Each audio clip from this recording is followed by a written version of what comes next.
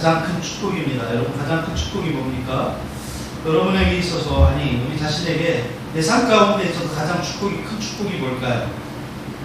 물론 좋은 행운을 붙잡을 수도 있고 좋은 일들이 일어날 수 있어요, 우리 삶 가운데. 그리고 생각지 못한 그런 일들도 우리 안에 종종 일어나기도 합니다. 자, 그런데 우리에게, 나에게 있어서 가장 큰 축복이 뭘까요? 뭐 그렇게 어렵지 않죠? 여러분도 잘 모르겠지만 사람들에게 세상에서 가장 큰 축복이 뭐라고 생각합니까? 그럼 아마 집, 결혼, 건강, 어떤 사람은 취업일 수도 있고요, 어떤 사람은 또 사업일 수도 있겠죠.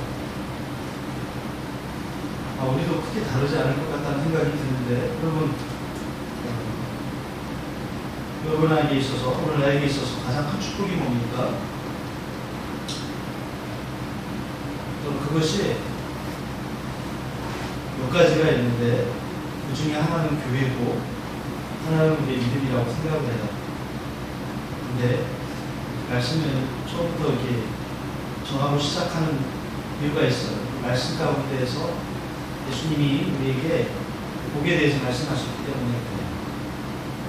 한 사람이 예수를 믿으면 그 시간부터 그 생명이 다할 때까지 교회와 떼놓을 수 없는 관계를 맺게 돼요. 하나님 자녀에게 있어서 교회는 신앙의 요람과도 같죠. 마치 엄마 품을 떠난 아기가 정말 살기 어렵듯이 교회를 떠나서는 그가 온전한 신앙생활을 하기가 매우 힘들어요. 물론 교회가 종종 욕을 먹기도 하고 감당이 안 되는 그런 상황에 이르기까지도 해요. 그렇다고 해서 교회의 어떤 존재적인 의미가 무너지는 것이 아닙니다.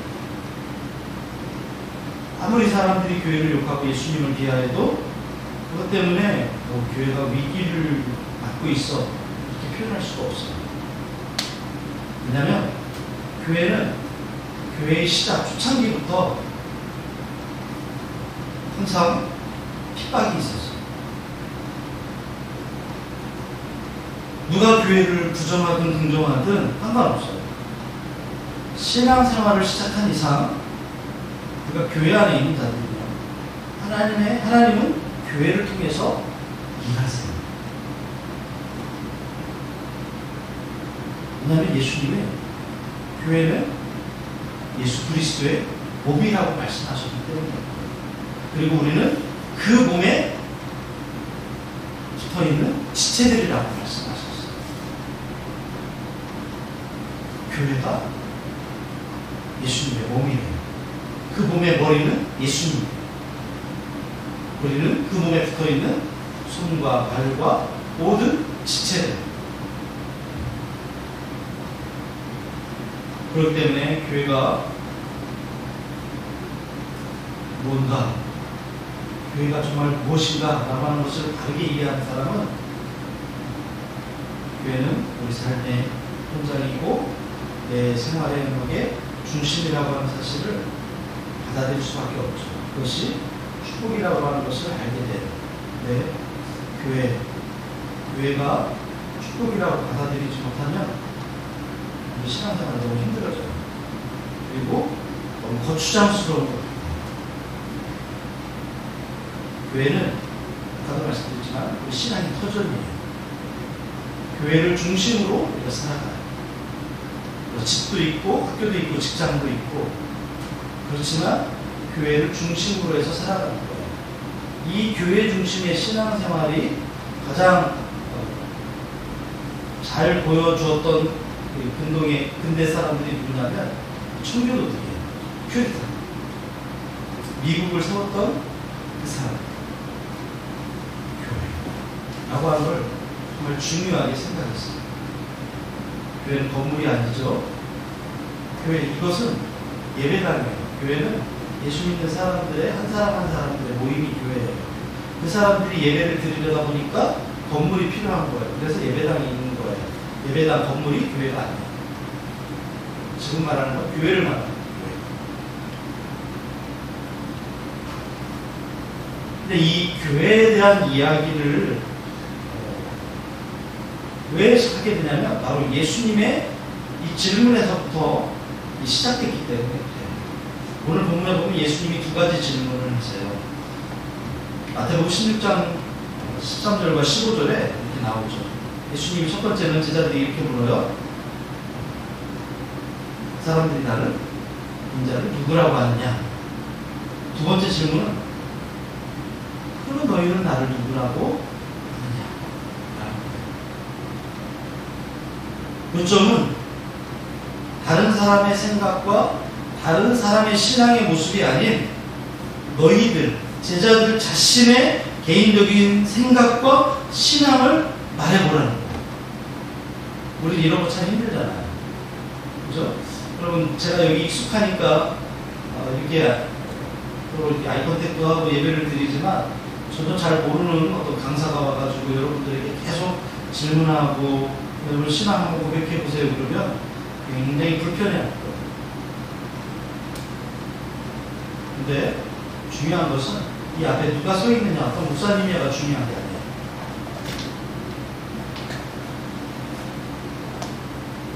우리 신앙의 모체와 같은 이 삶의 표전인 이 삶이 무엇으로부터 시작하냐면 바로 예수님에 대한 신실하고도 분명한 고백으로 시작합니다.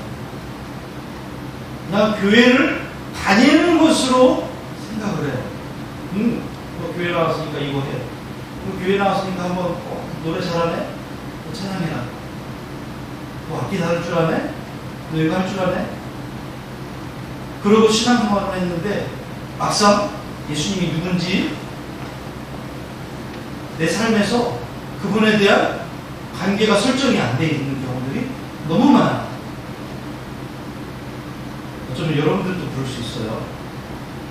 오늘 말씀을 통해서 한번 그걸 점검하고 만약 관계가 예수님과 안 맺어져 있다면 오늘 우리 삶이 좀 새로워졌으면 좋겠어요. 예수님이 하신 이 질문이 정말 중요한 이유는 지금껏 예수님을 따라다녔던 그 제자들의 신앙의 참 모습뿐만 아니라 그들의 어떤 영적인, 그들의 앞으로 정말로 다가올 그 영적인 미래도 결정 지어지기 때문에 예수님의 이 질문이 정말 중요합니다. 오늘 우리도 마찬가지라고 생각합니다. 단지 믿음이 있고 없고의 차원이 아니라 신앙의 참 고백은 이런 어마어마한 축복을 담고 있습니다. 예수님을 누구라고 생각하고 어떻게 고백하느냐가 우리가 어떻게 평가받고 인정받는 것보다 훨씬 중요합니다. 다른 모든 사람들이 예수 그리스도를 바로 알지 못하고 그릇된 신앙을 그리고 그릇된 신앙 고백을 한다 할지라도 내가 그리스도를 바로 알고 고백할 수 있다면 무슨 염려가 있겠어요? 무슨 어려움이 있겠어요? 교회의 외형이 중요하고 목사의 설교가 중요하다고 하지만 정작 나는 이 고백을 나의 고백으로 삼지 않아요. 그리고 이 신앙 고백이 무엇인지조차도 알려고 하질 않아요. 만약 이런 모습에서 우리가 돌이키지 않는다면 이건 정말 큰 낭패입니다. 우리가 좀 전에 예배 시작할 때, 찬양 끝나고 설교 시작하기 전에 우리 다 같이 뭐 했죠? 사도신경이라고 하는 사도신조의 그 신앙 고백을 우리가 함께 고백했어요. 이거 여러분들이 만든 게 아니에요. 그럼에도 불구하고 우리가 예배 때마다 이 사도들의 신조를 신앙의 고백으로 우리가 고백하는 이유가 있어요. 왜요? 우리의 이 고백이 나의 고백이 되기 때문에 나의 고백으로 인정하고 나의 고백으로 받아들이기 때문에 우리 예배 때마다 이 신앙을 고백하는 거예요. 단순히 요시키니까 아니에요.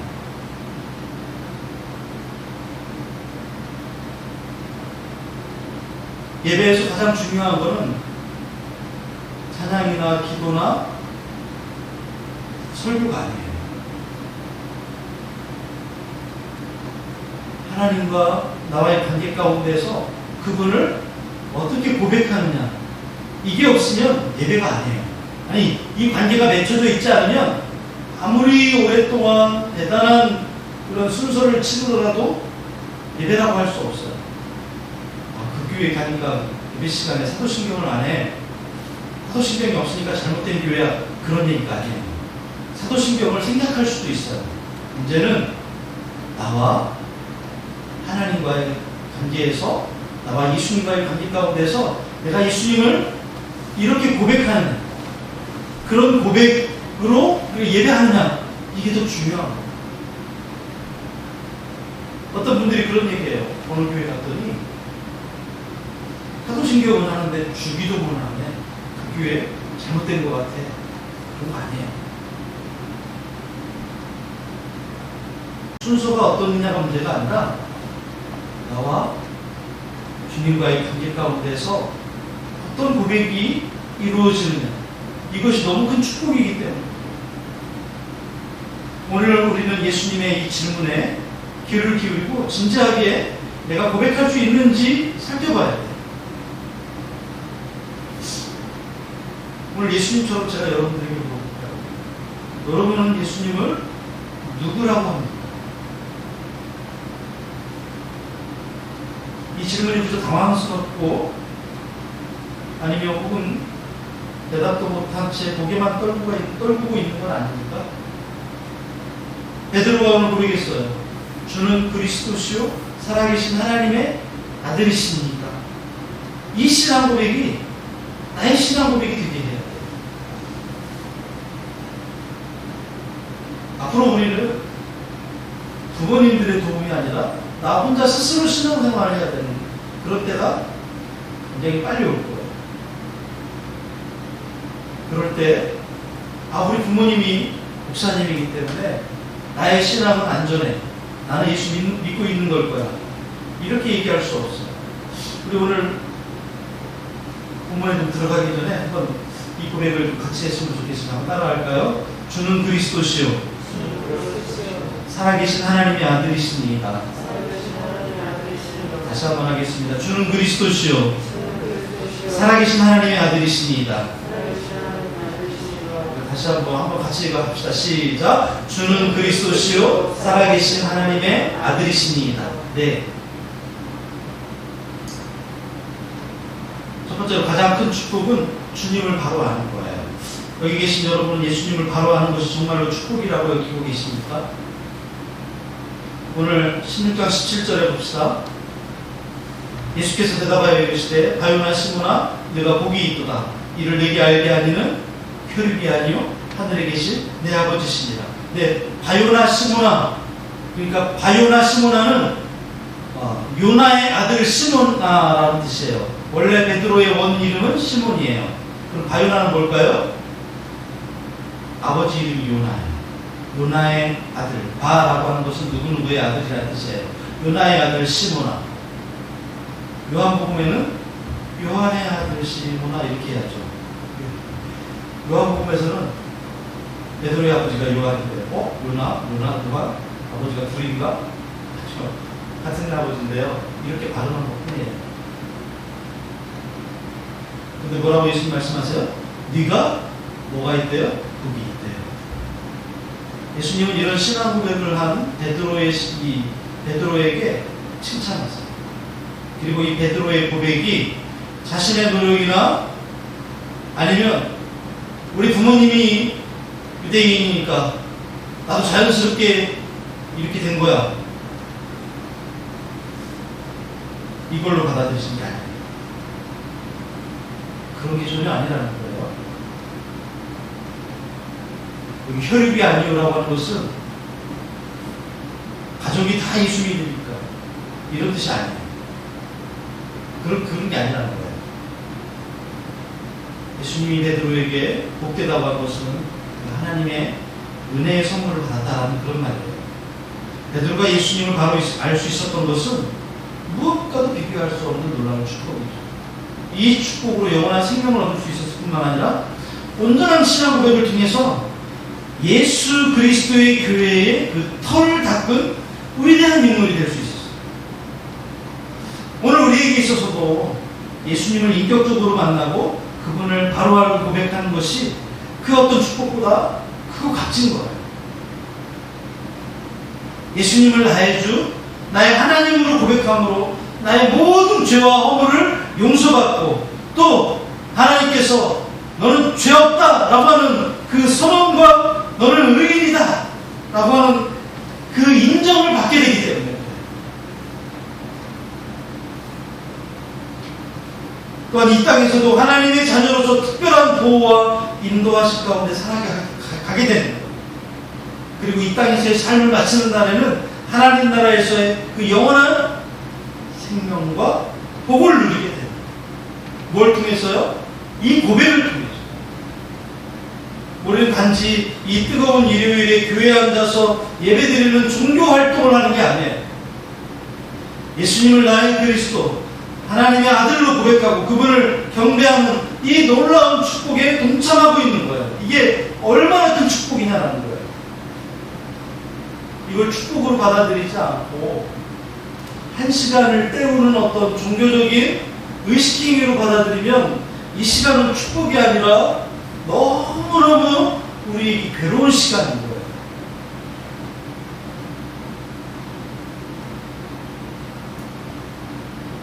우리의 머리카락도 다 세어보신다고 했어요. 하나님 뭐하고 쓸데없이 우리의 머리카락 숫자를 알겠어요? 하나님이 우리의 머리카락 숫자를 정확하게 아는 게 중요한 거예요? 그 의미가 아니에요. 우리의 모든 것을 다 아신다는 거예요. 우리의 마음을 아시고 우리의 중심을 보시고 우리의 예배하는 그 예배의 고백을 보신다.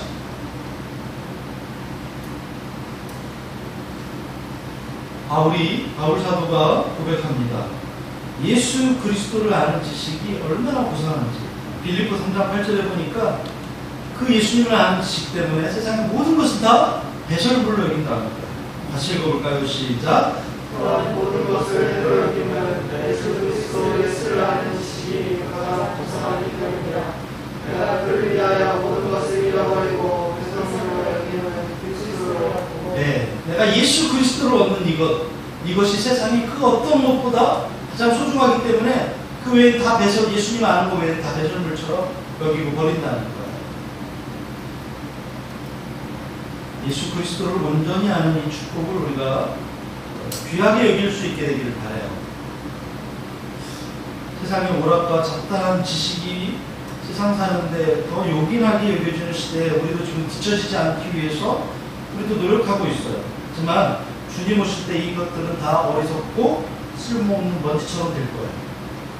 무엇보다도 예수님을 아는 지식을 귀히 여기고 하나님의 말씀을 사모하고 성령의 도우심을 구하는 저와 여러분 되시기를 예수님의 이름으로 축복합니다. 요한복음 17장 3절 말씀 봅니다. 영생은 곧 유일하신 참 하나님과 그가 보내신 자 예수 그리스도를 아는 것이니라 그랬어요.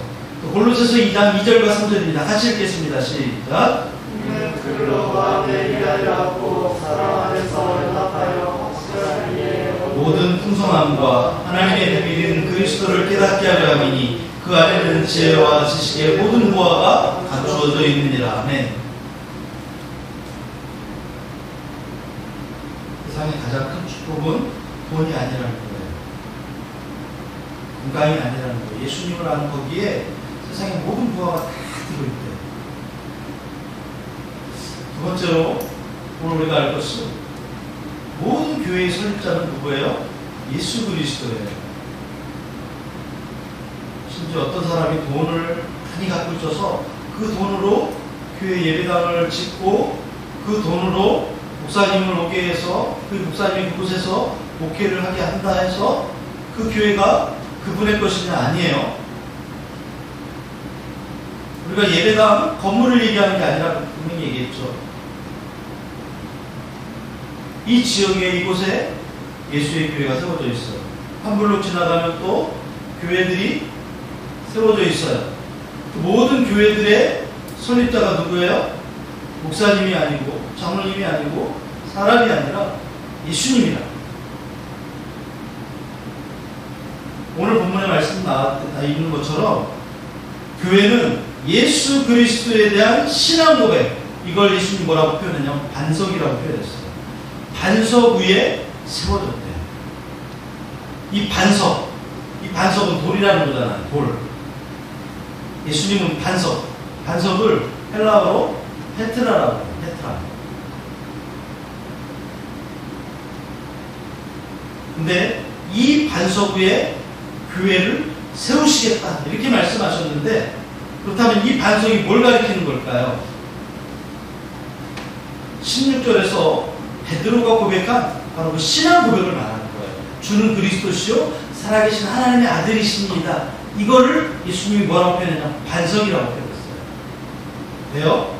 너무 확고하고 움직일 수 없는 분명한 진리이기 때문에. 교회는 예수 그리스도를 반석 삼아서 그 위에 서야 돼요. 예수 그리스도 외에 그 어떤 것도 반석이 될 수 없어요. 예수 그리스도께서는 그분의 이 교회를 예수님에 대한 신앙 고백 위에 세우셨어요.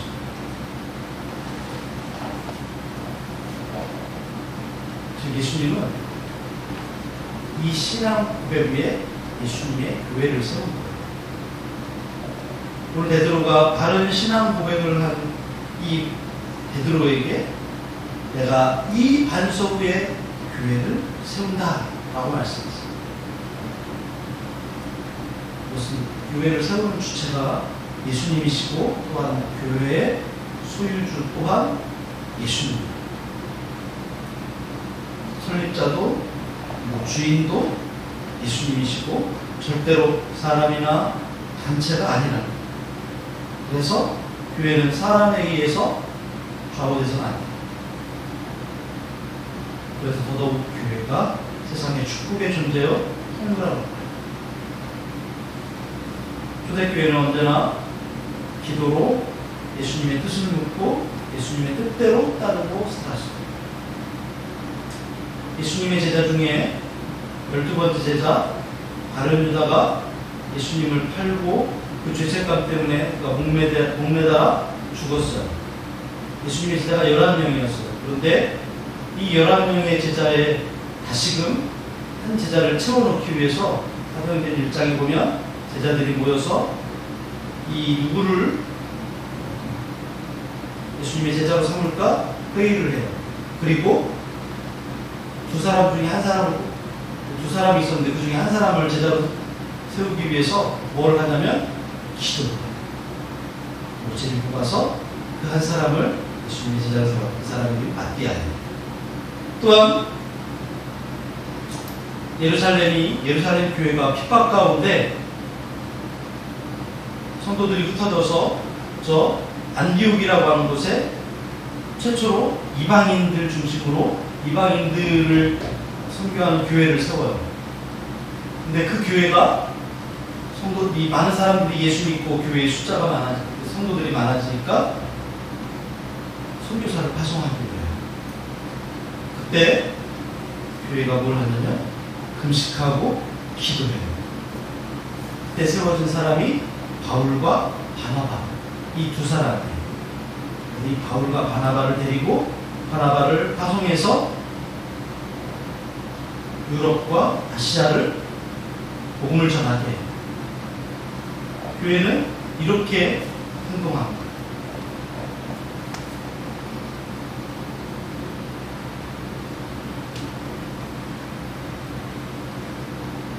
그러니 얼마나 하나님께서 교회를 사랑하시고 예수님의 핏값이 묻어나도록 교회를 이끄시겠습니까? 그럼 우리가 예수님을 어떻게 고백하니까 다시 한번 우리가 고백할 때 이번에는 나의 고백으로 정말 고백했으면 좋겠습니다. 주는 그리스도시오. 시작. 주는 그리스도시요 살아계신 하나님의 아들이시니라. 그렇기 때문에 우리는 모두 축복의 사람들인 거예요. 우리가 해야 할 가장 중요한 일은 예수님이 어떤 분이신지 고백하는 거예요. 우리 모두는 주님을 그리스도로 고백하고 그분이 나의 주인이시오 왕이시오 그분은 하나님의 아들로서 고백하는 그 고백 위에 이 교회가 세워집니다. 또 하나 우리가 결정해야 될 부분이 있어요. 믿음에 관한 부분이에요. 교회에서 가장 많이 듣는 단어 중에 하나가 믿음이에요. 믿음이 없으면 구원을 받을 수 없어요. 하나님을 기쁘시게 할 수도 없어요. 세상을 이길 수도 없어요. 믿음은 교회를 다니는 아니면 신앙생활하는 사람들에게 생명과도 같습니다. 이 믿음은 잠시 내려놨다가 필요할 때 또 붙였다 뗐다 하는 그런 게 아니에요. 사람들이 많으면 잠시 믿음 없는 것처럼 하다가 우리끼리 있으면 또 믿음 있는 걸로 돌아오고 이런 게 아니에요. 누가 있으나 없으나 어떤 상황에 처해 있으나 믿음은 생명이에요.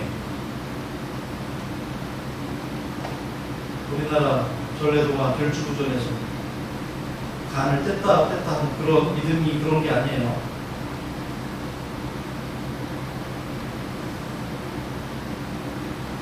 그래서 이 믿음을 우리가 결정해야 되는데 믿음이 무엇인가 정확하게 알아야 되고 그리고 순수하고 강한 믿음을 소유한 신앙인데요. 성경과 오늘 이 시대 이 영적인 상황을 자세히 보세요. 거짓 믿음을 가진 자가 얼마나 많고 병든 믿음을 가지고 살다가 가장 중요한 시점에서 모든 걸 잃어버리는 불행한 사람들이 얼마나 많습니까? 이런 불행한 사람이 되지 않기 위해서 믿음의 중요한 요소들을 생각해봐요. 믿음은 우리 삶의 방향을 결정하는 거예요. 무엇을 믿느냐에 따라 삶의 방향이 결정이 돼요.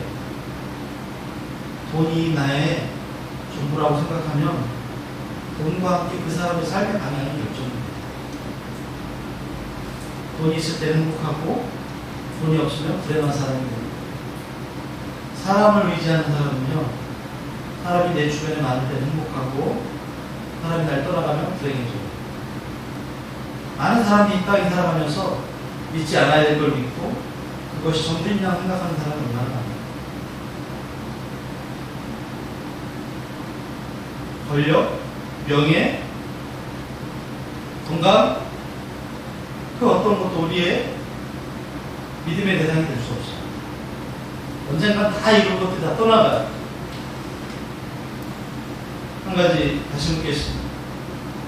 여러분 지금 이 순간까지 뭘 믿고 살아왔습니까? 아니 뭘 믿고 있습니까? 우리가 가져야 할 바른 신앙, 그 참 신앙이 어떤 겁니까? 그 참 믿음은 믿음의 내용과 대상이 뚜렷해요. 세 번째로 참 믿음이란 예수님이 그리스도와 하나님의 아들이 되신다는 것, 이게 우리의 믿음의 대상입니다. 교회 다닌다고 하지만 내가 누구를 믿는지 그 대상이 분명하지 않으면 유혹에 넘어가는 거예요. 바른 신앙은 믿음의 대상이 분명해요. 베드로가 이 고백을 하게 된 이유가 있어요. 예수님이 제자들을 데리고 오늘 본문에 보니까 빌립보 가이사랴라고 하는 지방으로 가셨어요. 빌립보 가이사랴는 어떤 곳이냐면 황제를 신으로 숭배하는 신전이 있는 거예요.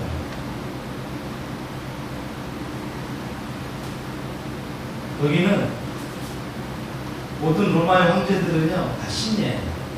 근데 대부분의 황제들은 그 신이 그 황제가 즉위가 끝나고 죽으면 신으로 추앙을 했어요. 물론 그렇지 않은 황제도 있어요.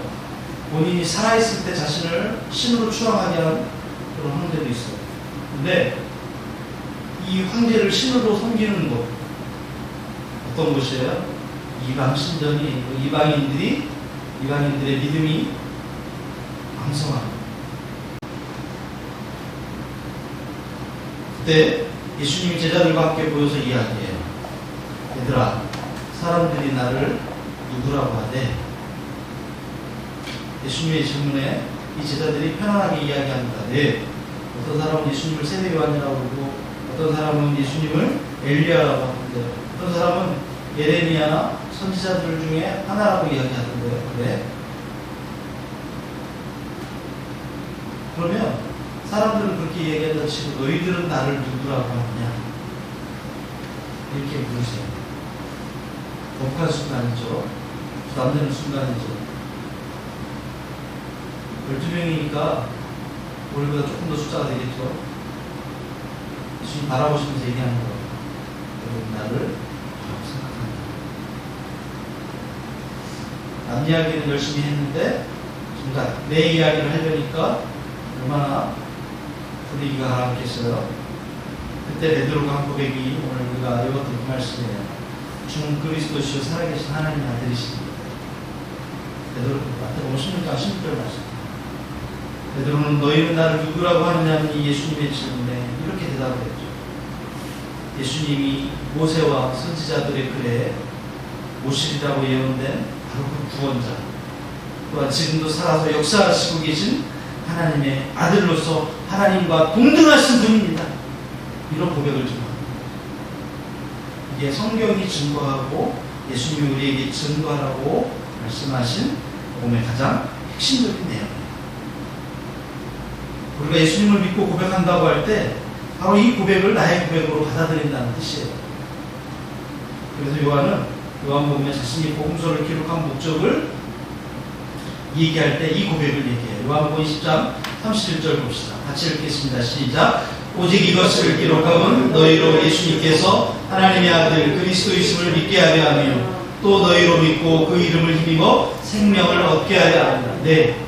베드로도 주는 그리스도시요 살아계신 하나님의 아들이라고 고백했는데 여기 요한도 이렇게 고백을 했어요. 우리가 믿어야 하는 복음의 핵심은 예수님께서 그리스도와 하나님의 아들이 되시다는 것. 이 사실이 빠진 고백은 절대로 기독교 복음이 아니에요. 수많은 이단들이 예수님이 구원자 혹은 그리스도 혹은 하나님의 아들이라 또 하나님과 동등된 분이라고 하는 것을 부인해요. 이 중에서 하나만 부인해도 그것은 이단입니다. 복음이 아니고 진리도 아니에요. 예수님을 선지자라고 말하는 것, 예수님이 아닌 내가 자신이 혹은 어떤 다른 사람이 구원자라고 가르치는 것은 진리도 아니고 복음도 아니에요.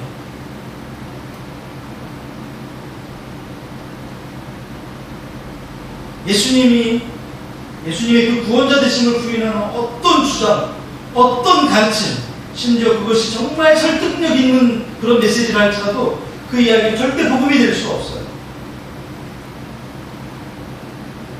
왜냐하면 이유가 간단해요. 성경이 그런 말에 동의하지 않으시기 때문에. 누구라도 이런 잘못된 메시지, 잘못된 이야기에 귀를 기울이면 멸망에 이르는 거예요. 그렇기 때문에 우리는 예수님이 그리스도이시고 하나님의 아들이라고 하는 이 진리에 대한 믿음이 흔들려서는 안 돼요. 저는 이렇게 이 복음의 원론적인 것들을 열심히 여러분들에게 얘기해요. 여러분들은 이 말씀을 내 말씀이 되게 해야 돼요. 내 고백이 되게 해요. 아무리 많은 사람들이 이 사실을 부인하고 다른 복음으로 우리를 유혹한다 할지라도 절대로 넘어가면 안 돼요. 특별히 혼미하고 혼탁한 세상에 발을 내딛는 우리 청년들, 예수님을 꼭 영적으로 고백하고 그분과의 인격적인 만남을 통해서 예수님 그리스도라고 고백하게 되기를 축복합니다. 로마서 1장 25절 말씀 보겠습니다. 같이 읽겠습니다. 이 복음은 하나님이 선지자들을 통하여 그의 아들에 관하여 성경에 미리 약속하신 것이다. 그의 아들에 관하여 말하면 육신으로는 다윗의 통을 하셨고 성결의 영으로는 죽은 자들 가운데서 부활하사 능력으로 하나님의 아들로 선포되셨으니 곧 우리 주 예수 그리스도시니라. 네, 우리가 믿는 믿음의 내용들을 이렇게 적어놨어요.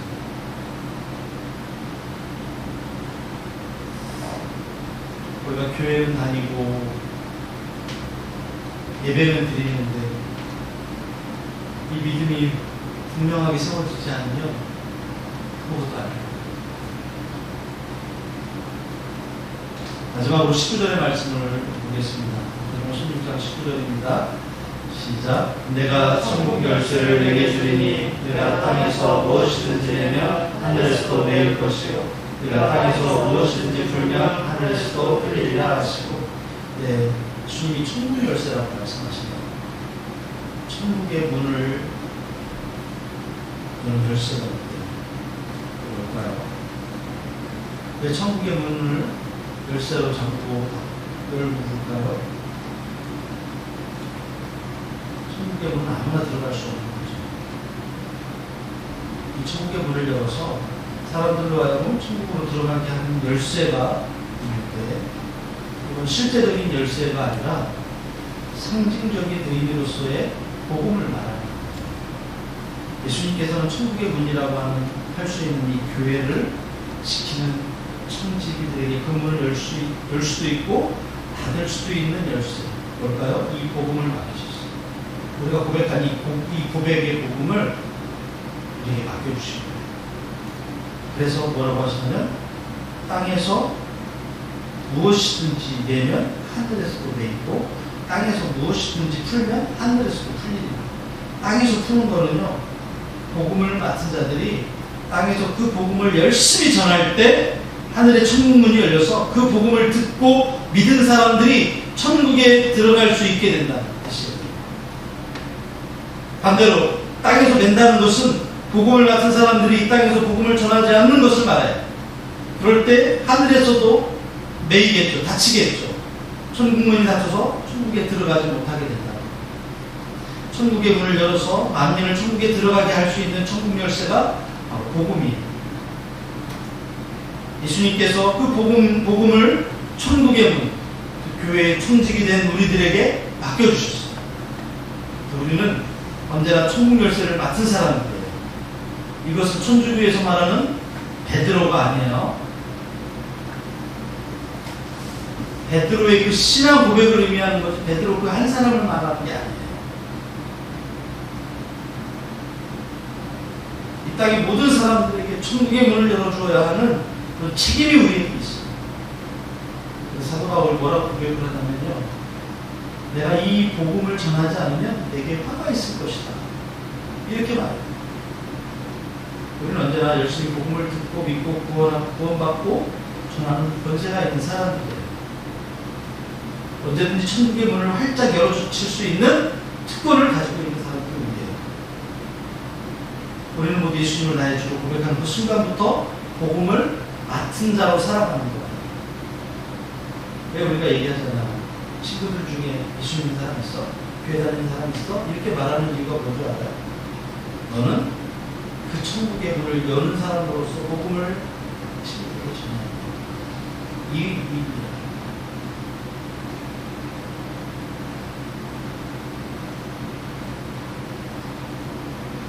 이 복음을 전해야 되는 이 의무, 이 특권, 이 권세는요, 목회자나 측분자에게 주어진 게 아니에요. 믿는 사람은 누구나 복음을 전하고 살아내야 될 존재들입니다. 근데 이것이 우리에게는 하늘의 문을 여는 천국 열쇠를 맡은 축복된 사명이에요. 그래서 복음을 전하는 것은 축복 중에 가장 큰 축복인 것입니다.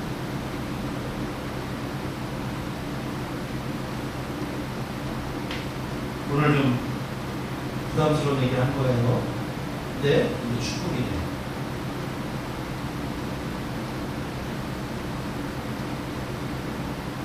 교회 다니는 예수 믿는 모든 사람들은 다 이 축복의 사명을 맡은 사람입니다.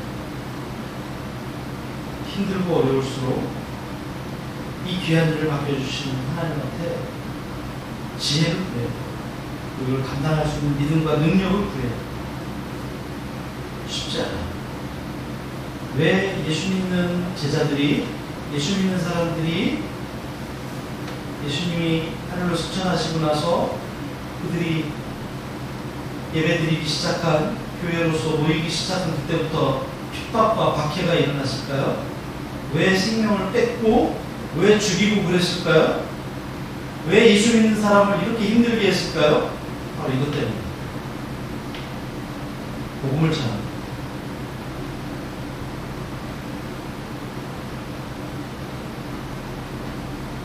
우리가 더위 때문에 힘들고 괴롭지만 우리는 더 힘든 게 있어야 돼요. 그러면 예수님을 전합니다. 그것 때문에 우리가 기쁨으로 갑니다.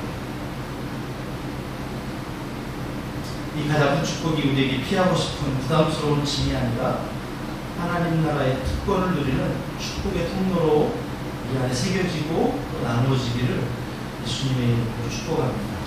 앞으로 이제 군대도 가야 되고 다시 학교 복학도 해야 되고 다시 돌아가서 우리가 있는 곳에서 살아내야 합니다.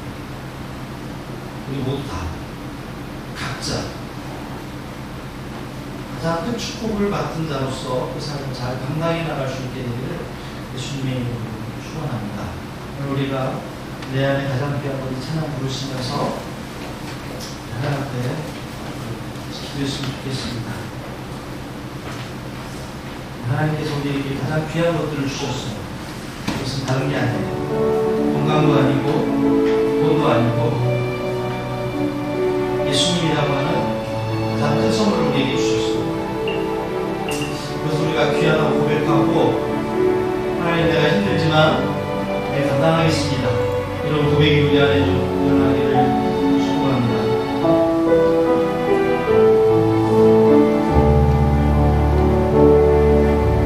내 안에 가장 귀한 것 예수를 알미라. 그분보다 더 귀한 것 예수